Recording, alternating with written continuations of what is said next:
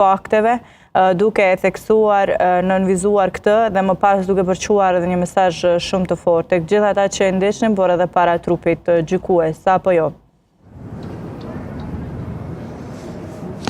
Dhe gjithë ata që kanë ndjekur me vëmendje deklarimet e sotme kanë mund ta kuptojnë që kadri që ka qenë jashtëzakonisht mirë koordinuar me mesazhet që do t'i çojmë. Pra pikëqëndrimi ose fokusi kryesor edhe këtë rasti Kadri Veselit, pra që dëgjuam, ka qenë mohimi i akuzave dhe mungesa e fakteve për të marrë një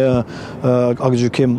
dënues. Ky koordinim është tregues mjaft i mirë që të njëjtit pothuajse gjatë gjithë kohës sa kanë qenë të parapërgurosur dhe në këtë proces gjyqësor kanë qenë të bashkuar rreth këtij procesi, rreth kësaj lande dhe që të katërtit kanë qenë aty që të mohojnë çdo akuzë e cila është veshur aty në këtë rast. Veseli po ashtu mes tjerash që bati dhe fjalime të tjera ose rreshtat e tjera të fuqishme në cilën pikësynimi ose fjala kryesore ishte kërkesa për drejtësi,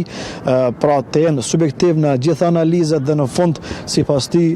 të fitoj e vërteta, edhe vërteta siç ka thënë edhe Veseli, por edhe të tjerët ishte që UÇK ka pas drejt për luftën që e ka bërë në Kosovë.